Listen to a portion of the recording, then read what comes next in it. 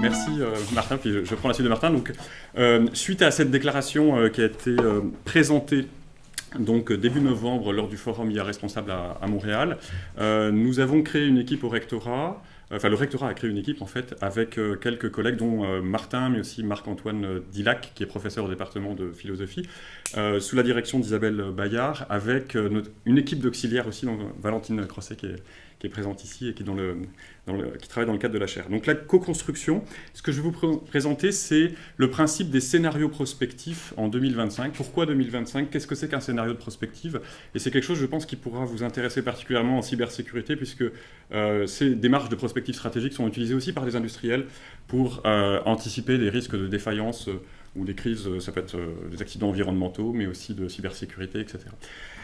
Alors, très rapidement, nous sommes, la société québécoise, comme toute société aujourd'hui, nous sommes au seuil de transformation majeure avec l'intelligence artificielle, que ce soit la reconnaissance faciale dans l'espace public, qui existe maintenant et qui commence à être déployée dans certaines villes chinoises, ou bien l'Internet des objets qui nous permet d'avoir tous nos objets connectés. Ça peut être très intéressant si on a un programme santé à mettre en place ou pour garder un contact avec une personne âgée qui est maintenue à domicile, mais ça peut poser beaucoup de questions sur les données privées, et également sur des risques de manipulation ou d'influence qui peuvent être introduites par ces objets connectés. Des domaines comme l'éducation ou la santé aussi vont être probablement bouleversés sur la manière d'organiser l'apprentissage des élèves dans la classe, ou la question de la reconnaissance en imagerie médicale, où les métiers, par exemple des radiologues ou des dermatologues, vont être pas mal bouleversés quand un agent artificiel peut s'entraîner sur 1000 fois plus d'images, par exemple, que ce soit des radios, des mélanomes ou autres, avec les données les plus récentes par rapport aux meilleurs professionnels qui n'ont pas forcément accès à cette connaissance-là. Donc beaucoup de questions et beaucoup d'inquiétudes, beaucoup de promesses intéressantes, mais aussi beaucoup d'inquiétudes. Et pour pouvoir les aborder, nous avons décidé de nous situer plutôt en 2025, puisque là, les questions de transformation par l'intelligence artificielle de la société vont probablement se déployer avec la plus forte intensité dans la décennie qui vient, c'est-à-dire entre 2020 et 2030, que ce soit dans la santé, l'éducation, le monde du travail, l'espace public, en police ou justice prédictive, en ville intelligente, etc. Alors l'approche de la co-construction, c'est un peu un modèle de mobilisation des connaissances. Il a été initié, donc, comme l'a dit Martin, juste après la déclaration de Montréal IA Responsable en novembre 2017. L'objectif, c'est de formuler par le débat public des recommandations concrètes au gouvernement québécois pour savoir comment déployer l'IA de manière responsable au Québec, en santé, en éducation, justice, dans la ville, le monde du travail, la culture. Avec des questions comme: la déclaration de Montréal est-elle complète pour couvrir toutes les situations ? Parce qu'il y a des situations orphelines qui ne sont pas couvertes par un des principes de la déclaration.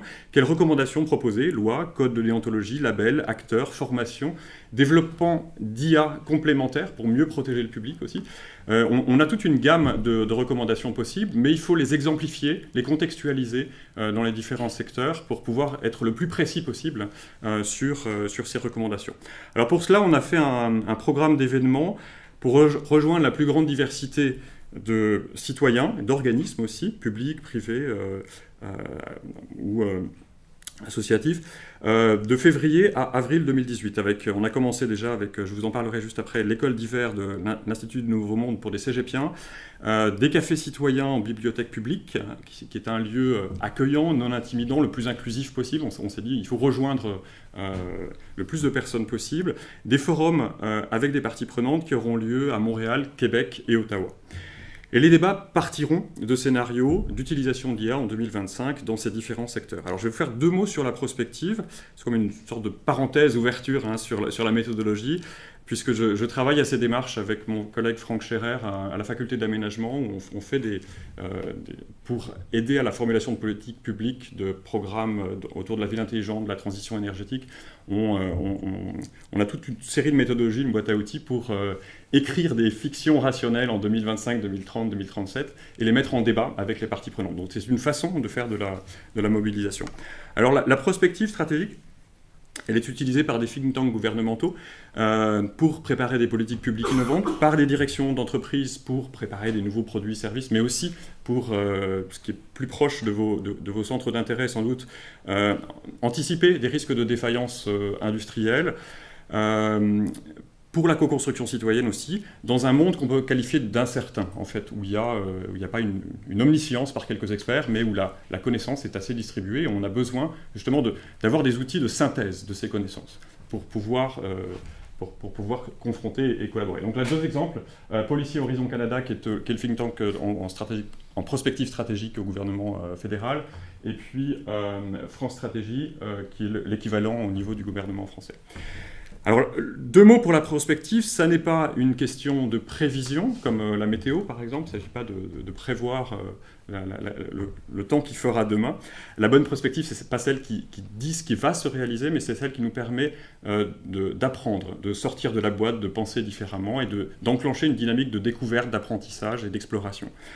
Donc, ce n'est pas la projection du connu, comme le paradigme actuel de l'intelligence artificielle d'ailleurs, c'est beaucoup plus l'exploration de l'inconnu.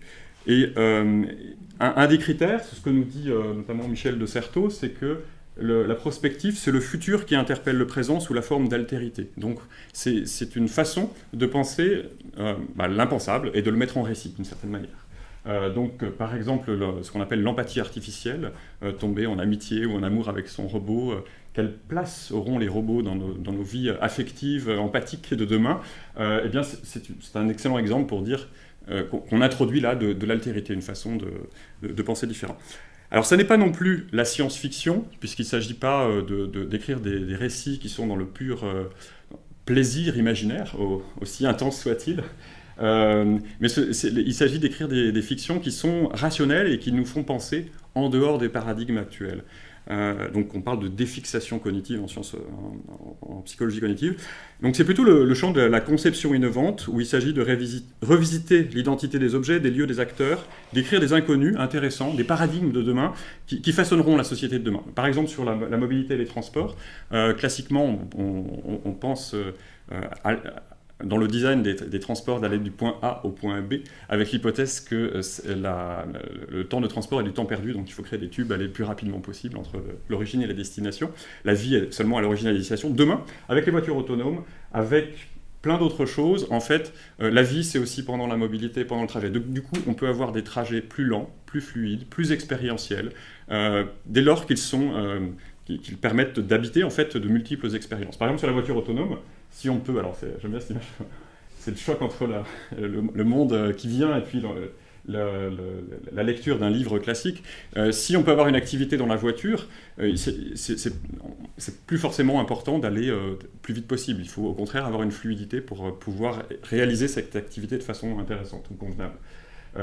Et donc, les voitures intelligentes, peut-être autonomes, iront moins vite, mais seront dans des modalités de plus grande fluidité, collectivement. Exemple, dans les trajets, on peut s'arrêter. Donc, c'est des expériences d'urbanisme à New York où l'avenue Broadway a été piétonnisée pour créer ce qu'on appelle des hubs de vie, donc des lieux de rencontre où on peut s'arrêter. Et la ville, c'est un espace de sérendipité, c'est-à-dire de surprise aussi. On peut faire du sport, on peut faire ses courses pendant la mobilité, c'est dans le métro à Séoul. Donc il y a toute cette idée de revisiter un paradigme où c'est plus aller le plus vite possible du point A au point B, mais c'est d'enrichir l'expérience le long du trajet. Et du coup, la lenteur devient une possibilité d'innovation aussi. Donc voilà, la prospective, ça sert à penser des paradigmes différents. Et je vais faire une citation d'un très bon prospectiviste qui s'appelle Georges Amar, qui était directeur de la prospective à la RATP, c'est la STM à Paris pendant 10 ans. Il nous dit « Nous préférons du connu inefficace à un inconnu prometteur. La fonction de la prospective est de travailler l'inconnu, de lui donner des mots, des concepts, du langage, afin que tout en demeurant inconnu, il devienne plus abordable, qu'il donne des prises à la réflexion, à l'action. » Donc c'est bien cette mise en récit de l'inconnu pour pouvoir nourrir le débat ensuite et permettre des rebondissements dans la réflexion collective. Donc là, c'est un travail qu'on avait fait sur Vivre à Rosemont en 2037, Vivre, travailler, se divertir. Alors, on ne voit pas très bien, mais on a travaillé avec des BDistes pour mettre en récit ces scénarios. Alors, si on revient à notre démarche de co-construction, on a écrit une quinzaine de scénarios à date, des scénarios d'une page qui mettent en récit des situations de l'intelligence artificielle en 2025. Donc, par exemple, dans les 4 domaines que je vous ai présentés tout à l'heure, en police prédictive, un faux positif dans l'espace public, quelqu'un qui est reconnu avec une intervention prédictive de la police pour une arrestation préventive, mais qui s'avère être inutile finalement. Un frigo intelligent qui vous veut du bien, donc qui incorpore un programme de nudge, c'est-à-dire d'incitation pour mieux manger, pour diminuer les dépenses de santé publique liées aux maladies cardiovasculaires, par exemple, mais qui ne s'affiche pas en toute transparence comme un programme d'incitation de ce type-là. Alter Ego, une IA d'aide à l'apprentissage à l'école, qui pose la question de l'enseignant demain. Et puis, par exemple, un autre scénario sur des jumeaux numériques et la question de l'assurance santé d'Olivier, parce qu'on a des personnages avec des petits récits. Donc, jumeaux numériques, c'est tous ceux qui ont le même profil génétique, historique, biographique que nous, que chacun. Et il y a une histoire où un des jumeaux numériques d'Olivier est diagnostiqué sur une dépression grave, et donc on incite fortement Olivier à aussi aller consulter tout de suite, puisqu'il y a une probabilité d'avoir la même maladie, et il refuse, en fait, etc. Donc on crée des histoires avec des IM. Donc je vais vous lire un extrait d'un petit scénario qui a été écrit par Valentine. On a fait un atelier d'écriture, en fait. On a tous coécrit ensemble des histoires, pour vous donner un petit peu l'idée de ce qu'on cherche. Alors, mars 2025, Alexandre, 40 ans, vit depuis un mois un enchaînement de situations difficiles. Il est actuellement en procédure de divorce avec sa femme. De plus, Alexandre s'est fait licencier de son travail à la suite d'une violente dispute avec son patron. Cette perte d'emploi a mis Alexandre dans une situation financière précaire, et un cousin a dû lui faire un versement de 10 000 $ de l'étranger. À plusieurs reprises, sa smartwatch l'a averti d'un rythme cardiaque exceptionnellement élevé, lui recommandant de pratiquer des activités relaxantes durant les prochains mois. Et Alexandre s'est inscrit dans un club de 1000 simulations militaires, pour se décompresser. Dans le cadre d'un nouveau programme gouvernemental d'anticipation des comportements criminels qui assemble et croise un ensemble de données, documents juridiques, données comportementales, informations bancaires, médias sociaux, plateformes d'e-commerce. C'est là la nouveauté institutionnelle qu'on explore à travers la fiction, ce croisement des bases de données. Alexandre a été placé dans la catégorie d'individus potentiellement à risque de commettre un acte violent. Face à ce risque, les services de renseignement ont notamment procédé à une analyse de son Facebook qui a dévoilé que sur 550 amis, 5 étaient proches de la mouvance néo-nazie, et ont surveillé ses interactions avec ses contacts. La prédiction qu'Alexandre passe à l'acte a augmenté lorsque des vidéosurveillances ont enregistré sa plaque de voiture devant une mosquée. Suite à cette nouvelle donnée collectée, la police a reçu une alerte les avisant qu'un individu était susceptible de commettre un attentat terroriste dans une mosquée. Vu le haut risque de menace, les services de police ont pu le localiser grâce à sa smartwatch et son téléphone intelligent. Une fois proche de la mosquée, la police a procédé à l'arrestation préventive d'Alexandre et l'a emmené au poste pour un interrogatoire. À la suite de cela, il sera conclu qu'Alexandre n'avait aucune intention de commettre un acte terroriste. Toutefois, Alexandre sera sous surveillance pendant les prochaines semaines et devra donner tous ses accès aux médias sociaux. Voilà, donc on a une petite histoire, un petit cas qui raconte cette situation et qui est un déclencheur qu'on va utiliser comme des déclencheurs pour les débats dans les bibliothèques publiques ou dans les forums experts. On a j'ai donné quelques extraits. On a une quinzaine de fictions comme ça qu'on a écrites sur des sujets très, très, très différents. Alors je vous montre un extrait rapidement de le premier atelier de co-construction qu'on a mené le week-end dernier. C'était au collège de Maisonneuve, l'école d'hiver de l'Institut du Nouveau Monde, il y avait une centaine de cégepiens, et il y avait un parcours thématique qui était les enjeux sociaux de l'intelligence artificielle, enjeux sociaux et éthiques. Et on a utilisé donc ces méthodes pour pouvoir animer ces méthodes de co-construction qu'on va reproduire dans les bibliothèques, pour animer aussi cet atelier. L'ordre du jour était le suivant. On avait d'abord une présentation, comme Martin l'a fait, de la déclaration de Montréal pour une IA responsable. Ensuite, j'ai présenté, ça c'était Marc-Antoine Dillac qui l'a présenté, j'ai présenté l'approche prospective et les scénarios en 2025. Et puis, les étudiants se sont regroupés en tables thématiques, une sur justement le faux positif, un autre sur la santé, les jumeaux numériques, un autre groupe sur l'Internet des objets. Et ils ont fait une sorte de délibération éthique prospective pour se dire quels sont les enjeux qui pourraient se poser, quels sont les enjeux éthiques et sociaux qui pourraient se poser en 2025 à partir de ce scénario que les étudiants ont pu lire en préambule. Donc ils avaient pour cela à remplir un poster où ils devaient formuler des enjeux, et notamment 3 enjeux prioritaires en termes de... Enfin, ils ont formulé des enjeux sur la justice, la liberté, l'excès de contrôle, l'arbitrage entre sécurité collective et liberté individuelle, assez classique.